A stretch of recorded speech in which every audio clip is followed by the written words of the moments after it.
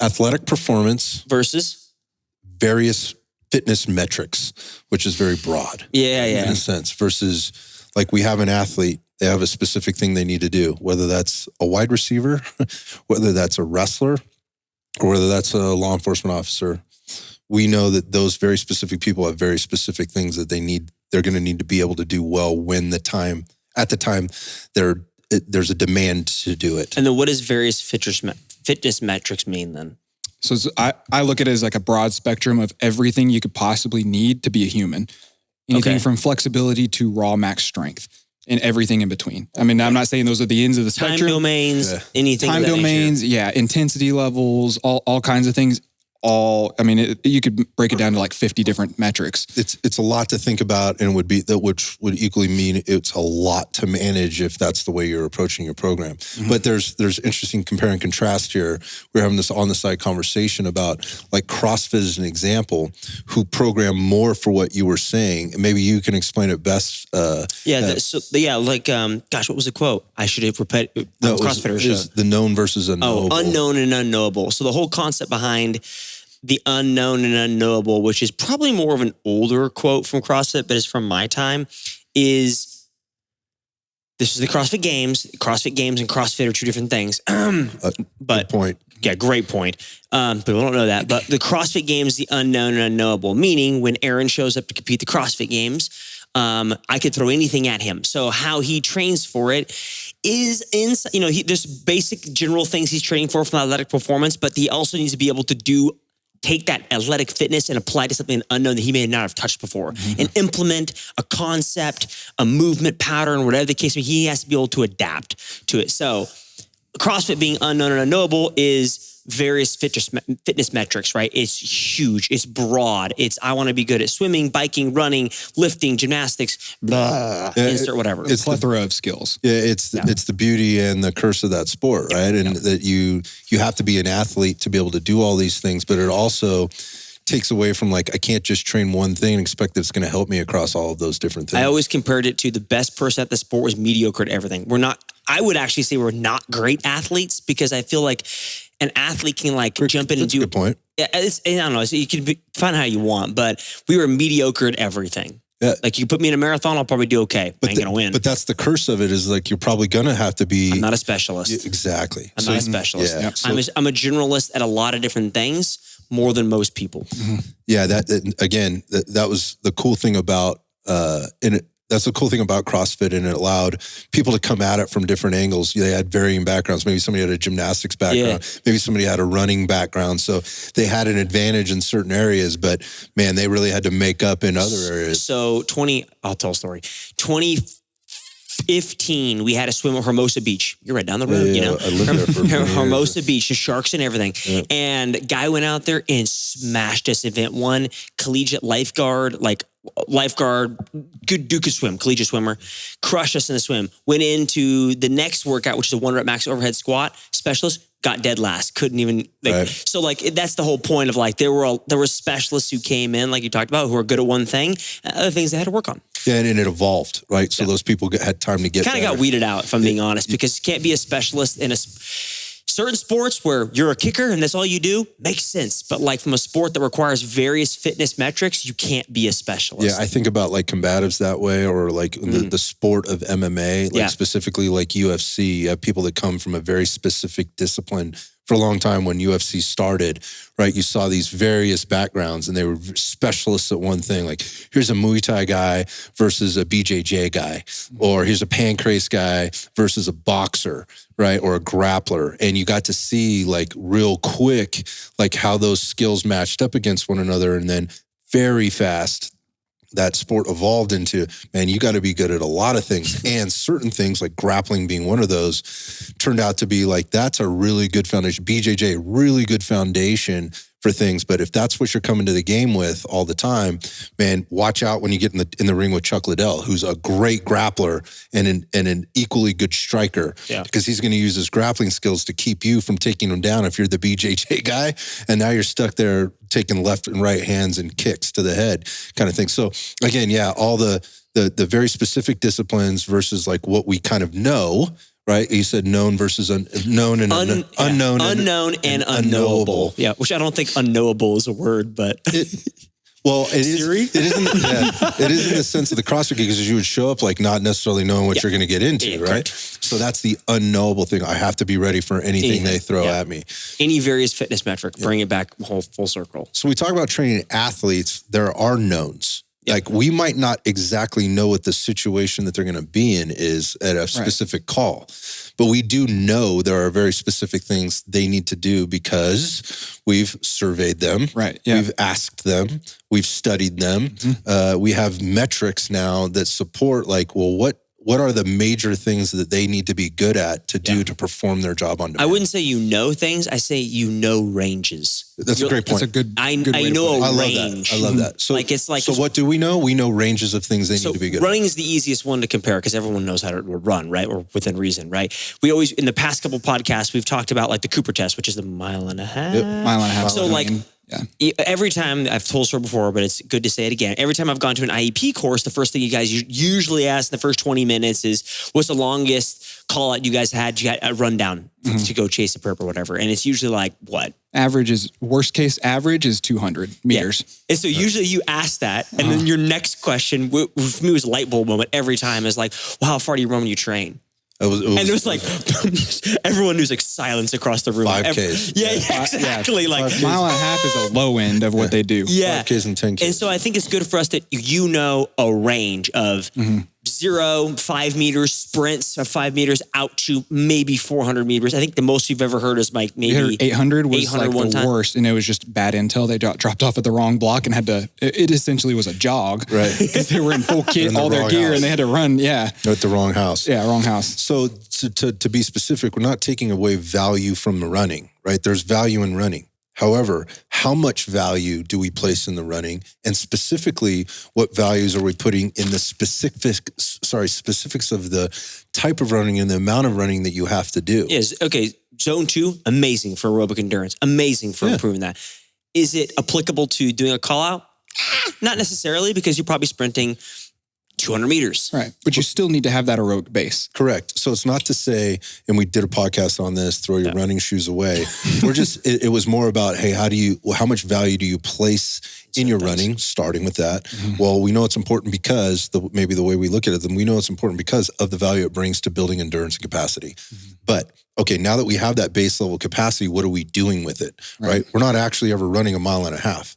So how do we get better at the things that we know we're probably going to need to do, which is sprint from time to time. And at the most, we may have to go 800 meters, which isn't a sprint, right? It's a fast jog, right? Full kit, got the whole team and all the other things. Maybe we're jogging through yards and over hedges and whatever case. The point of that being is, again, like how much value are we placing in certain aspects of our fitness? How much time do we spend there? And then more specifically, what's the application of the fitness that we're applying to do the thing? Yeah. So again, training for athletic performance is different in this case, this very specific use case, than training for the CrossFit games. Yeah. Again, differentiating between CrossFit and the games. So then bring it full circle, right? We know known ranges of things we're training for, whether it be, we use running as an example, running, you could come up with a myriad of examples. How did you come up, or how did IEP come up with these ranges? So and determining what's more important than whatever. Right. So every single course, we start off with a survey to create essentially an operator profile. And I know there's a lot of hate on the operator word, but we just said the magic word. I know. Man. Yeah. Oh, that'll go viral. YouTube strike. So we created a profile of the officer, predominantly SWAT officers that come to the class, of what age ranges are, injury profiles, what they train, how they train, where they spend their time on the range, what are they doing, all kinds of that. So we created essentially a profile of what is the typical officer. It's like an avatar, yeah. Yeah, right. And so when one of those questions in the survey is, what is most used, or what do you most train in the gym to better yourself for your job? And then we go in right after that, what do we train, or what do you need to be good at? What do you need to train for your job? And it's all a general list of fitness metrics, anywhere from strength, speed, power, agility, stability, balance, flexibility, body compositions in there. What was most trained is strength number 1, anaerobic endurance is number 2. Typically because of the CrossFit world, they go for the metabolic conditioning pieces, the high intensity interval training. Repeating, yeah. Right. And then power is is number 3. Aerobic endurance is number 4, I believe. But the top 3 is strength, anaerobic capacity, and then power. When we go into what do you use most on the job, strength comes in at number 1, agility comes in at number 2, and speed and power comes in at number 3. And where is agility on the chart? I know you went through the chart of what do they train? Where is that in the chart? You only said like the top 4. Where's that in that chart? Is that even on there? It's at the very bottom. It's number 8 of 9. So what they train agility actively. What they do, they train agility on the rank is 8 out of 9 of the metrics versus they see it as it is a number 2 value for them. Yeah, so now we get into like various fitness metrics versus training like an athlete, which is like we got to pull those metrics out, right, to have a base for what we're training for, and then we have to have the application of how we apply that training to improve that thing. And if you have those metrics to start with, you can see is what you're actually doing providing the actual result that you're looking for. And if you're a smart athlete, that's what you should be doing. Like if I'm a 100-meter runner, right, on the Olympic team, what am I training for? I'm training for the 100 meters. If my 100 meters I got this whole training program and my 100 meters isn't getting any faster, like what am I doing? Maybe I want to examine the training program, right? Yeah, the coach program. Where that's coming from. Like, and for that guy, that's the highest level value you could possibly have. But does that mean he goes out and runs 100 meters every day? No, there's a lot of things that go into it. He might only be running 10 meters, right? Practicing his starts, right? He's definitely going to be in the weight room. He's going to be training his strength and speed and power. And he's going to be valuing those things differently based on how it's showing up for him in his goal. And again, that's to run the 100 meters as fast as you can. It's funny. I remember a video of Usain Bolt getting interviewed, and he's like, "Hey, when do you ever run a lap?" He's like, "I've never ran a lap." Yeah. He's like, "I've never ran a lap around the track." Yep. He's ran 400 meters cumulative in his training, but he's never just gone off and like ran a lap around the track. And that is the fastest human alive. Yeah. So going back to training as an athlete and like how you do that. So the basis for the training is starts with some metrics or some evaluation of what's important and then what is actually getting done. Right. So this is what you said was important. This is what you're actually doing. One of those other questions is where are you getting your training programming from? Yeah. And that was the gap that we're trying to fill, right? And that we have filled, which is like, okay, let's give them some resources. Let's give them a solution to their problem that they're either now just realizing or recognize that they already had, but didn't have an answer for. Yeah, I mean, the fact of the matter is if you rank agility high, if you came to me 4 years ago before I found IEP or 3 years ago, whatever the heck it was, and you're like, if you want to get agility training, where are you going to find it? If you were law enforcement, freaking know where I would go for my high school football coach. Right. I think that's become more predominant and more talked about and more seen as of late in the last, I don't know, year and a half or whatever. But I wouldn't know where to start if I was in their shoes. Yeah, same as like if you're trying to be a competitive shooter, like, and you see like there's the shooting piece and then there's the movement piece, right? And you've seen people like really be able to take their ability to shoot with vision, all that kind of stuff, and be able to read and map out their plan at the USPSA course or whatever, the stage or whatever it is, and really be able to do well and become grandmasters at that. And then you've seen some people that are really great athletes, mediocre shooters that do an okay job, but they're still lacking on the shooting side. And so they have to put more value into the shooting side and the movement side. I just think about competitive shooters like if you put a little bit more work into your movement piece and you're already a good shooter, like how much better could you be when you match those things up? So that's a little bit of a side trip, but in thinking about how we're putting this stuff together, again, training like an athlete, what does that mean? Like when we're trying like athletic performance training versus training for all these different various metrics with, again, the unknown versus unknowable. Yeah.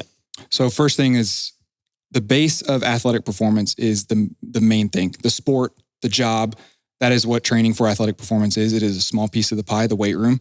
It should translate to what you're doing in the real world or in competition. But let's go back and define movement. So movement, we had a podcast previously where we talked about movement as medicine.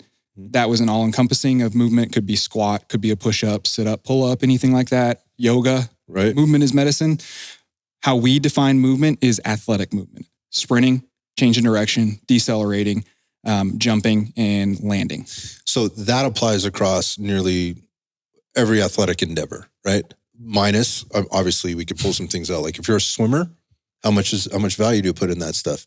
Not very much. The sprinting piece in the pool, which is different than sprinting on your feet, obviously. But like the agility, change of direction. Yeah, they don't need that.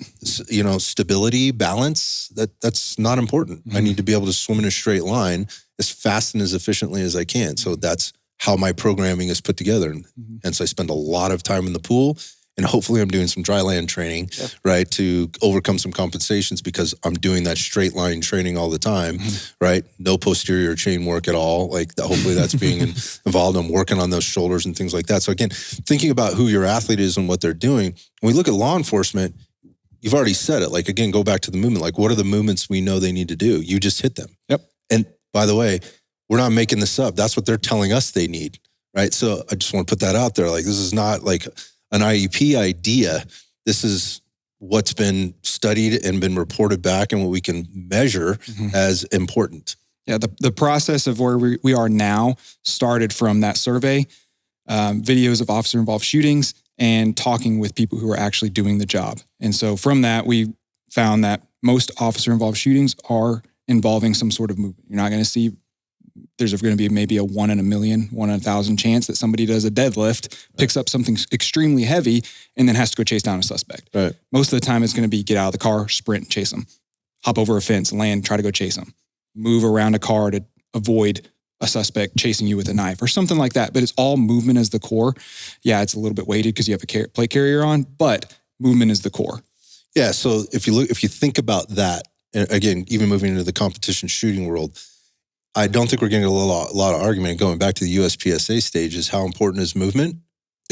It's paramount, right? Shooting is the basis for it, but obviously movement is important. You have to be able to move through there. So movement being the things that you said. And so I think people maybe get that confused or convoluted sometimes when we talk about movements, because people hear us talk about the foundational movements, like in the gym, squatting, hinging, pushing, pulling. Those things are foundational movements.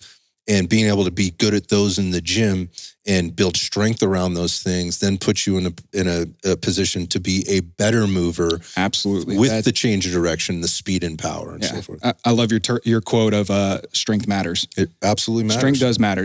If Hep and I started at base 0, no strength, no speed and power, but we started moving, we're going to get better at moving. And then all of a sudden he says, hey, maybe I should start squatting a little bit more. He's going to surpass me leaps and bounds exponentially because he added that strength piece. He's going to be able to produce more force, recruit more motor units, right, and have a lot more power behind his movement while I'm only training movement. Yeah, I'm grinding and I'm pushing through and I'm learning a skill. He's adding an extra piece to it by doing the strength. Yeah. So again, just in terms of thinking of movement, now think of it in those terms in this specific population. And then what are we doing in our programming, and how have I programmed for myself, or what programming have I solicited in order to, or what am I consuming in order to make those things better? And one of the questions that was in that survey again is like, where you get your programming, or why are you ranking them this way, but then training them this way, right? And there's a lot of blank faces. Like again, going back to the running question, like I guess I don't really know the answer to that question. Disconnect. And the disconnect and lack of understanding of how to train it. Yeah, and Jake Labhart has always said, that's okay. That's okay that you don't know that. Why would you? You know, what is your background? Yeah, it's not their job to know how to program perfectly. That's why football players aren't programming for themselves. They're reaching out to other people. You reach out to other people for your sport to get better at those pieces, because you have other things you got to work on. So here's another question. This is a question like I've heard people go, okay, well, if I need to be more agile, right, or I need to be a better sprinter, should I just go out and hire an agility coach or a sprinting coach? How would you answer that? I don't know what an agility coach is, but I know what a sprint coach is. Okay, so let's talk about it. So you're going to have, it's more movement-based athletic training is what you're going to be searching for. A sport performance coach, essentially, because they are the ones that are primarily programming that type of movement for those athletes. Versus a power lifter. They're not going to need that. So they're not going to delve into that knowledge base to learn that piece because they don't need to use that for their athletes. Same thing for like, I mean, you can name yoga instructors or anything like that. Yeah, I think it's important to understand that just because a coach has you sprint doesn't necessarily mean they are the right person to be coaching you on sprinting. Right. And just because they pull out an agility ladder, right, doesn't mean like you're... I had mine before you guys showed up. There's a lot of value. There's a lot of value in an agility ladder when applied appropriately. Right, when applied appropriately. But just throwing one of those out on the turf and going through some drills or whatever in your agility ladder, like, is something better than nothing? 100%. Mm-hmm. Like, can you learn some skill there? Yes. How is that ladder then being applied into the actual thing that you might be doing, again, at the USPSA match, in your job, or whatever? Like, yes, moving laterally, right? The stopping and starting, right? That change of direction stuff. That you can do that in the ladder, but the ladder doesn't make you more agile. And when we talked about agility and change of direction before, we kind of divide this goes, or we defined this before, this goes back to we were saying the unknown and unknowable. Agility really is not knowing which direction you're going to be able to go and be able to react to that. Mm-hmm. It's the reaction time. It's change of direction based off reaction. Right, which is unknowable ideally. Yeah. But usually in a coaching session, you're giving instruction, right, on like, here's what we're going to do. Mm-hmm. So the from the knowable goes away. Yeah. Right. And the from the known then goes away. That changes what you are now doing. Mm-hmm. It 100% changes what you're doing. Can you develop skill? Yes.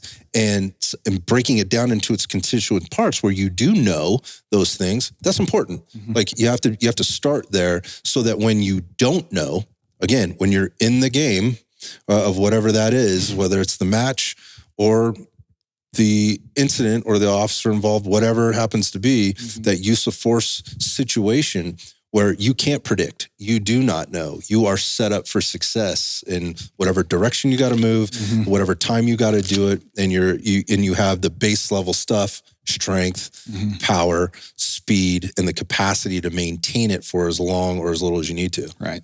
You know you're not going to run 1.5 miles on an op or on a call out or chasing a suspect. You know you're going to sprint. You know you're going to need to be agile and react to different things.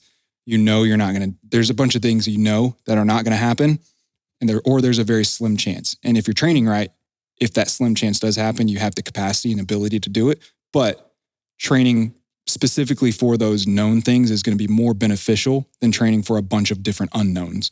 Yeah. So wrapping it up, it's where are you putting the value in the things that you're actually doing, and how do you weight those things in your training program? It's again, the question is like, if you don't know, or why are you doing it that way, and you don't know an answer to that question, that's totally okay. That's why we're trying to provide some knowledge without overcomplicating it, but also trying to come at it from a perspective of people may accuse us like, do you guys are being too sciencey, or it sounds like semantics. I've heard that one before. Mm-hmm. Not that we're being accused of being blasted for that at all, but it sounds like semantics. If it sounds like semantics to you, I would challenge you about your depth of knowledge, right, on that particular topic, and not challenge you in a way to make you feel stupid or dumb.